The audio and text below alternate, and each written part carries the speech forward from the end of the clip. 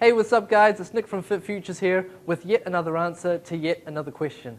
Today's question comes from Frederick in Ponsonby. Frederick's question is, Nick, is backwards running a worthwhile activity? Well, Frederick, from a very simplistic standpoint, absolutely. Why? Because any form of physical activity, when we're in a business that is promoting health and wellness and trying to get people more active around the nation, any type of physical activity, if done consistently, is a worthwhile activity. But when we're looking at backwards running, the interesting thing is that there's actually a world championship for it, and there's a world champion for it. And the guy's name escapes me, but he's won it like 2 or 3 times in a row now. And what they're actually trying to do is put a movement together to try and get it recognized as an Olympic sport. So watch this space. I don't see it happening anytime soon, but who knows? Backwards running, very much a worthwhile activity. It is even a competition that people compete at, which is absolutely tremendous. So what is backwards running? Well, backwards running, for the viewers that don't know, is literally just running backwards. The idea, though, is when you are running backwards, you want to keep your gaze forward, as you would when you were running forward, right? So you're running forward, you want to look where you're going, but when you're backwards running, you want to keep your eyes forward and not be turning around, because that can impact on the mechanics of your running. So you're running backwards, you're looking forward, you're looking to reach backwards, and you're looking to kick your heels up towards your backside, just as you would when you're running forwards, okay? So you're really just trying to mimic your forward running motion, but in a backwards direction. Now, there will be a limit on the amount of eccentric muscle actions with backwards running, so you are predominantly relying on isometric and concentric muscle actions, which is, I guess, a difference if you're looking for the differences between backwards running and forwards running. And as far as the benefits go, well, there's quite a few. There's lower running speeds, so backwards running is starting to be used, sorry, excuse my ignorance to any physiotherapist watching this. You may have been using backwards running for years, I don't know. But there is a movement towards utilizing backwards running in rehabilitation from various lower limb injuries. And it's probably down to the fact that there are lower speeds involved with it, okay, and less eccentric muscle action. The interesting thing as well, though, is that there is approximately, according to some research, approximately 28% greater energy expenditure with backwards running.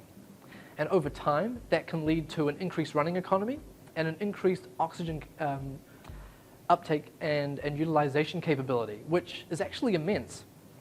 So backwards running is a worthwhile activity, and over time, let's say for argument's sake you were to train 2 to 3 times a week involving backwards running, and you were to do that for 6 weeks or in excess of 6 weeks, you will experience some positive adaptation, which is tremendous. You can utilize backwards running in the preseason if you're a team sport athlete and you're looking to develop some aerobic capabilities. You can utilize backwards running if you're looking to rehab from a lower extremity injury. And you can incorporate backwards running into a multi-directional tempo-based running activity. Again, I would probably utilize this with team sport athletes where they run up, they run back, maybe they do a little bit of sideward skipping, and then some forward motion, some zigzagging, some weaving in and out of cones, and incorporating the backwards running into that as just another variation on the movement. And over time, look to see some changes. But let's say you're going to train 2 to 3 times a week involving backwards running, and you're going to do that for 6 weeks. How might that look? Well, there isn't a great deal known about it, but from what I've read, you'd be looking at about 10 to 16 repetitions of anywhere from 15 to 30 meters. And you would look to do that with a walk back. So you would do your backwards run over that 15 meters, and then you'd walk back to the start point, and you would go again, and you'd do that repetitively, roughly 10 to 16 times. The idea is that if you can build that up to 30 meters and be doing that consistently, that you would then look to increase the speed. Okay, obviously that would be based on the capabilities of the individual, but you would look to increase the speed from there. And from what I've read, if you're looking at it from a return to play standpoint, which means that you're rehabbing your injury and you're getting ready to get back into your sport or your vocation, if you can run consistently across 30 meters backwards running, that's probably an indication that you can start to incorporate some forward running again and maybe some change of direction thereafter.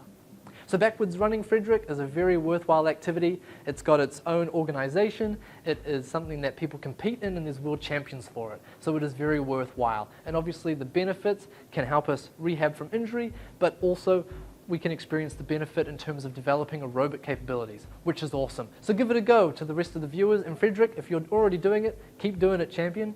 And next time, guys, there's plenty more content coming your way, so keep an eye out for it. And if you're interested in what we've already spoken about previously, click the link and look through our previous content. But until next time, guys, keep well.